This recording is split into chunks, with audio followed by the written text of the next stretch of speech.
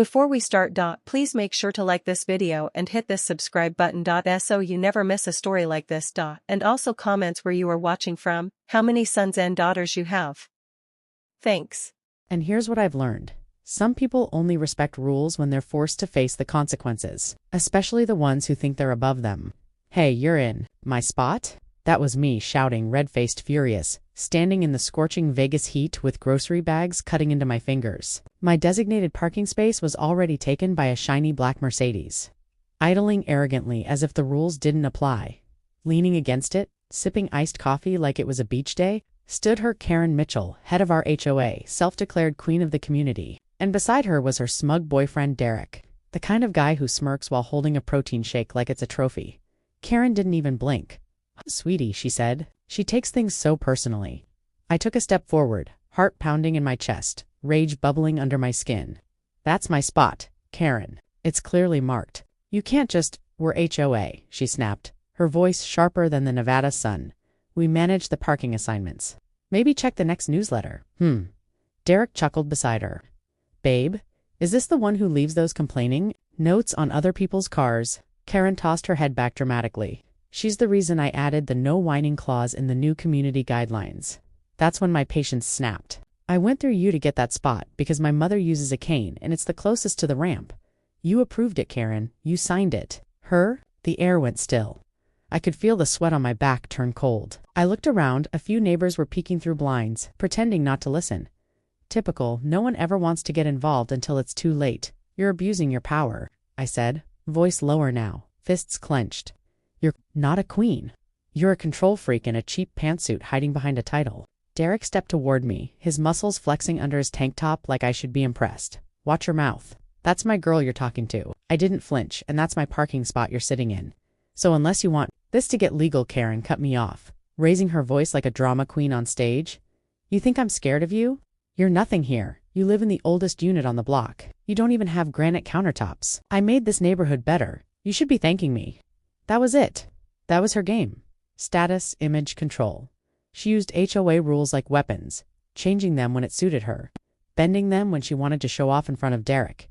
But receipts, screenshots, emails, recordings, witnesses, and a number for the towing company that was dying too, just to install her boyfriend's cousin as the new tow vendor. "You're going to regret this," I said, picking up my bags with shaking hands, eyes locked on hers. "You picked the wrong week." To test me, Karen just laughed. "You hear that, babe? She's going to do something." "What's next? Write a Yelp review?" "No," I whispered to myself as I turned and walked toward my unit.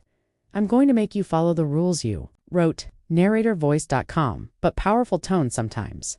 The people in charge forget that power is a privilege, not a weapon. And when arrogance pushes too far, truth has a way of fighting back louder than words.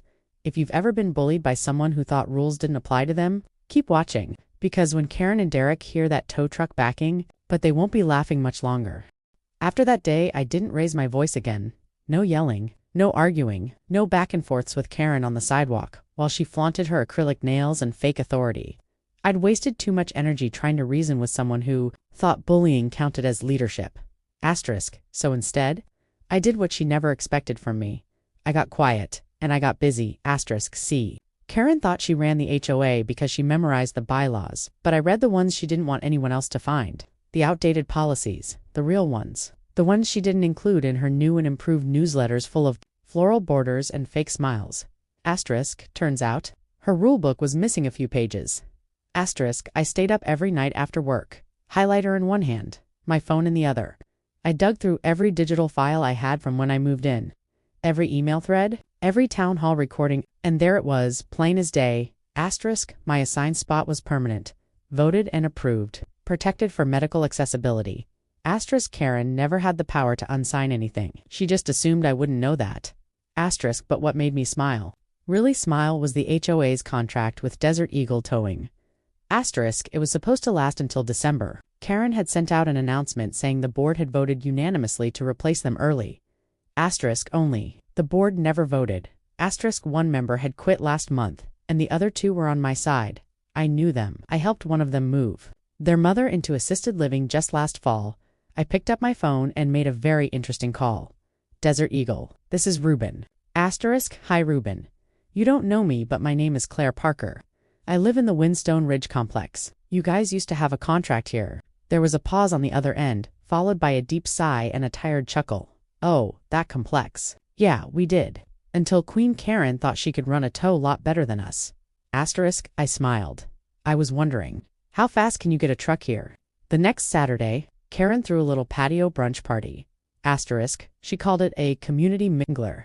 But it was really just an excuse to parade around in another designer dress and act like she was the star of a reality show that no one asked for. Asterisk, she blocked off 4 visitor spots with orange cones, which she wasn't allowed to do, and, of course, left my assigned space occupied by Derek's oversized black Mercedes again, but this time I didn't shout.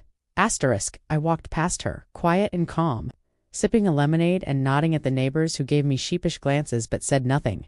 Asterisk, I went inside, grabbed a folding chair, and sat on my balcony directly above my parking spot, and I waited at exactly 11:07 a.m. The tow truck turned the corner. I saw it before she did. It slowed, then backed in expertly, tires crunching against the curb, big yellow logo gleaming in the sun, and that's when everything changed. The tow operator jumped out. Ruben himself, ball cap, clipboard, shades. Asterisk. I waved. He waved back. Karen didn't notice until she heard the chains. Asterisk. Clink, clink, thud. Asterisk. She turned around mid-laugh, sunglasses sliding down her nose. What the hey? What are you doing? Asterisk. Ruben didn't even blink, removing a vehicle illegally parked in a reserved accessibility spot. Asterisk. Derek stormed out of the brunch circle, brushing off crumbs. You can't just touch my car, bro. That's a Mercedes. Asterisk. It's not about the car, sir, Ruben replied coolly. It's about where you left it. Asterisk. Karen stomped forward, red in the face. I run this community, I said. That spot is open. Asterisk. Ruben held up his clipboard like a badge. Then maybe you should read your own HOA bylaws, because unless your name is Claire Parker or you've got a medical permit, this spot isn't yours to assign. The chain tightened. The back wheels of the Mercedes lifted off the ground. Asterisk. Karen shrieked, I'm calling the police. Asterisk. Ruben didn't even look up. You do that? I'll be done by the time they get here. Asterisk. Derek's jaw dropped as his car was hauled up like dead weight on a hook. Babe, do something. Asterisk. I stood from my balcony and leaned over the rail, calm as the morning breeze. Asterisk. Double quotes Karen. You might want to review page 14, subsection B of your own handbook. The part that says HOA officers are still bound by legally established assignments. I highlighted it for you. Everyone went quiet. Neighbors who had never taken sides before, who always stayed silent, started clapping, just a few at first, then more. Asterisk. Little claps, like nervous rain on rooftops.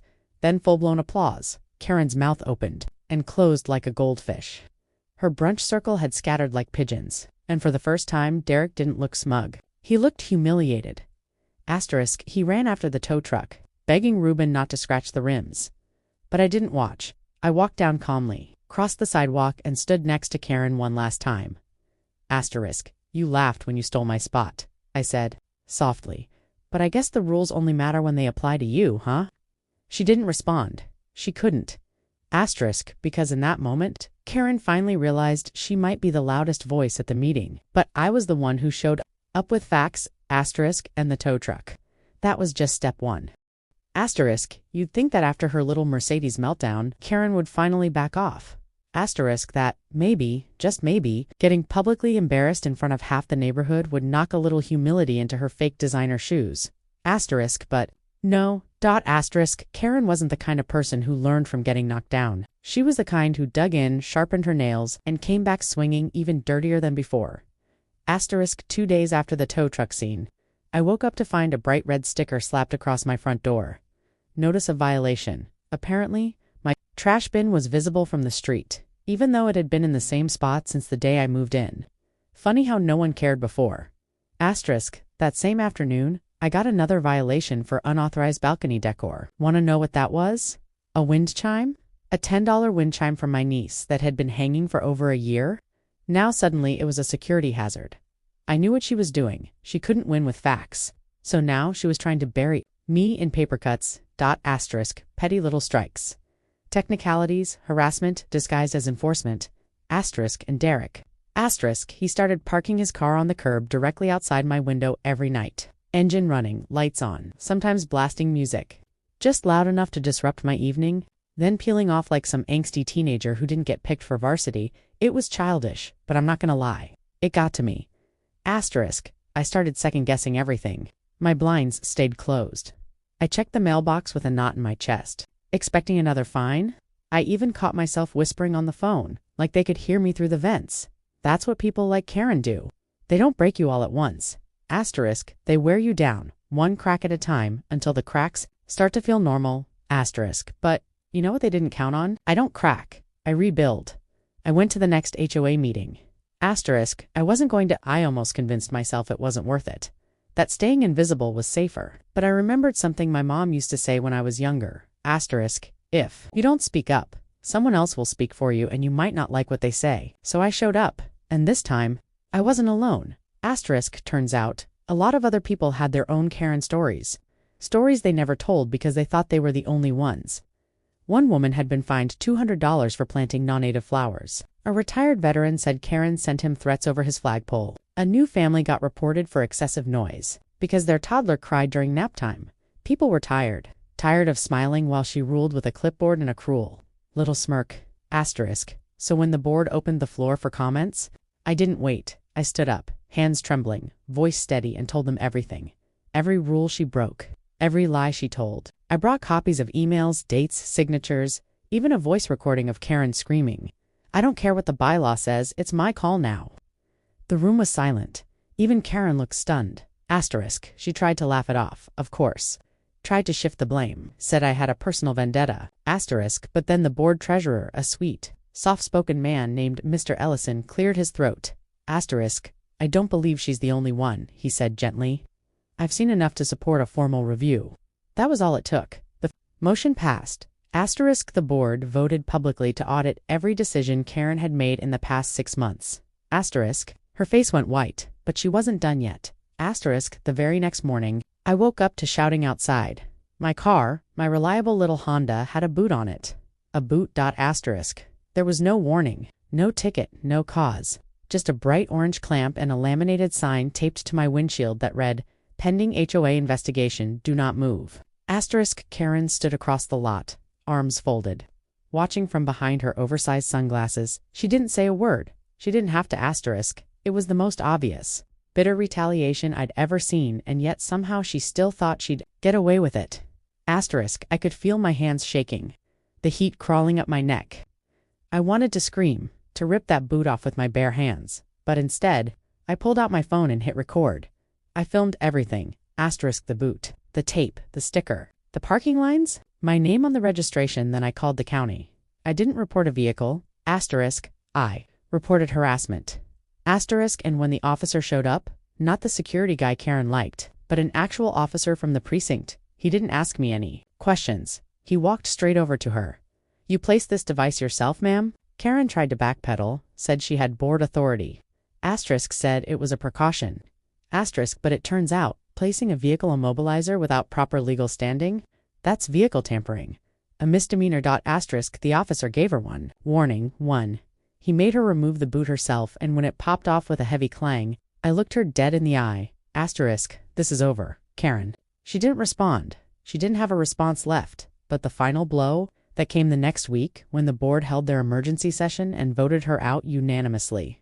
All it took was 5 minutes. The files I'd submitted, the testimonies, the mounting complaints. Karen was no longer the HOA president. She wasn't even allowed to attend meetings anymore. Asterisk. She packed up her clipboard, her floral pens, her stack of pink warning slips, and stormed out without saying a word. Asterisk. And Derek? Well, he moved out 2 weeks later. Apparently, his car wasn't welcome in this community anymore. Funny how that works. Asterisk.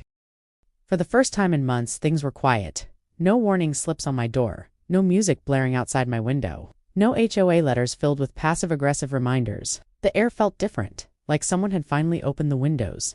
In a house that had been shut too long, but peace doesn't always come clean, because sometimes. From Derek. Asterisk. I was coming back from the grocery store when I saw him leaning against the trunk of a U-Haul, looking like he hadn't slept in days. The cocky smirk he always wore was gone. His hoodie looked slept in. His eyes didn't dodge anymore, they just looked tired. He saw me, and for a second, I almost kept walking. Asterisk. He didn't deserve a conversation. Not after what he pulled. But something about the way he looked like a balloon that had finally lost all its air made me pause. Asterisk. I guess you won, he said. Karen? I mean, he laughed bitterly. Then she got the title and it stopped being about helping, started being about control, about power. I stayed silent. I wasn't going to make it easy for him. Asterisk, I should have said something sooner, he admitted. I saw what she did to you. Saw her filing those fake violations. Saw how she'd park my car like it was some twisted game. And I just let it happen because it was easier. Because it wasn't happening to me. He looked me in the eye, and that makes me just as bad. He finally saw the mirror for what it was, and I appreciated that. Asterisk, I don't know if it means anything, he said, his voice cracking just a little, but I'm sorry, genuinely. I nodded. I know, I said. Asterisk, that was it. No dramatic handshake, no hugs, no sitcom closure. Asterisk, just two people who had played roles in a war neither of them wanted to admit they'd started. Asterisk. He climbed into the truck and drove away 10 minutes later. Asterisk, and with him went the last shadow Karen had cast on my front porch. A few days later, I got a knock on the door.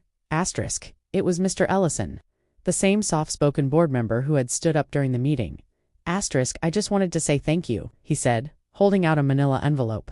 These are copies of all the changes we're making to the HOA bylaws. Your voice really started something. People are feeling heard again. I opened the envelope. Inside were the first revisions the board had approved in years. Clearer rules. Just accountability. That's all any of us really wanted. And it reminded me of something my grandma used to say when I was little and felt invisible in school. Asterisk. Being quiet doesn't make you weak, but being honest, that's where your real power lives. Asterisk turns out. I want you to remember something. You don't have to stay silent to stay safe. Asterisk. Your voice. It matters. And the minute you use it, really use it, things change. Not always fast. Not always pretty. But they change. You have more power than you think. Sometimes all it takes is one person standing up to show everyone else they can, too. Asterisk. About 2 weeks after the moving truck pulled away, life felt still.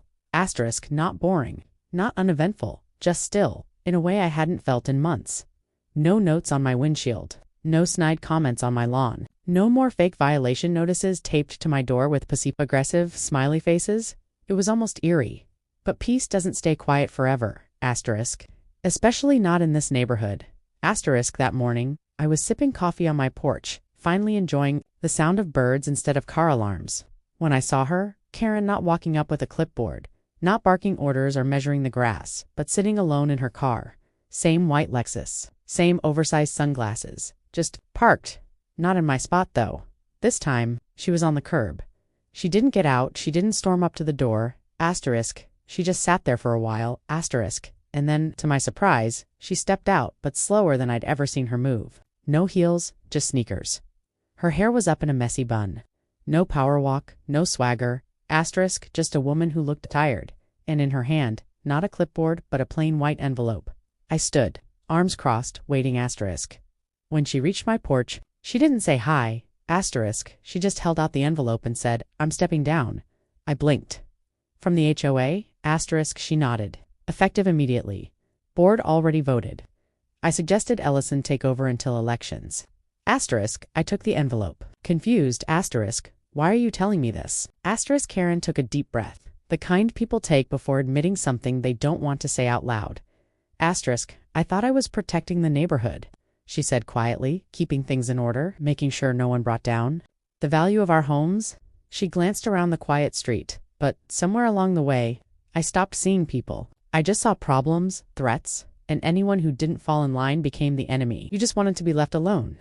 I let my pride make it personal. Silence. Real heavy silence. Asterisk. For the first time, I could see it, not just guilt. That thing people carry when they realize they lost themselves chasing something that didn't matter. Asterisk. I didn't say anything at first. What could I say? I'd spent months being her target, but I wasn't going to carry the bitterness she carried, so I nodded. Asterisk. Double quotes. Thank you. As she walked away, I felt something strange. Not victory, not revenge, not even satisfaction. Just release, like something I'd been holding in finally let go, and for the first time, I saw Karen for what she really was. Not a villain, not a monster, just a woman who let power get louder than purpose. Asterisk. A month later, they threw a neighborhood BBQ. Real food. Real conversation. People came out of their houses, talked, laughed, shared stories. No one talked about fines or citations or paint swatches. It felt like a community again. Mr. Ellison gave a small speech, thanking everyone for coming, and then handed me the mic. I didn't prepare anything fancy, just spoke from the heart. Asterisk, my name's Maya, I said. I moved here to find peace. For a long time it felt like that peace didn't exist, like I had to shrink myself to fit into someone else's idea of order. But the truth is, peace doesn't come from silence. It comes from understanding. People clapped and I added, asterisk, I hope no one here ever feels small again. Not for speaking up, not for being different, not for taking up space. That was it. No applause break, no slow clap, just a moment, a shift. Asterisk, a neighborhood realizing the power of kindness. Over control, community over conformity. Compassion over fear. Now when I pull into my driveway, I don't worry who's watching. Asterisk, when I leave my trash cans out a little too long, someone texts me, not tattles on me. Asterisk, and when new neighbors move in, we welcome them, not warn them. Asterisk, funny, isn't it? How one stolen parking space turned into a war, but even funnier. Asterisk, how that war ended up bringing everyone together, not through punishment, but through perspective, through finally saying the things nobody wanted to say out loud. Asterisk. So if you're still listening and you've ever been told to sit down, stay quiet, stop complaining, or just deal with it, I want you to hear me clearly. Asterisk. You don't have to fight dirty to fight back. Asterisk. You don't have to become like them to beat them. Asterisk. Sometimes the strongest move you can make is simply standing tall and saying, enough. Asterisk. That one word. It opens doors, it starts conversations. Asterisk. It changes systems. Asterisk. You never know who's waiting for someone to go first, so go first, stand up, speak up, and don't let anyone take your spot in the lot or in life. Asterisk.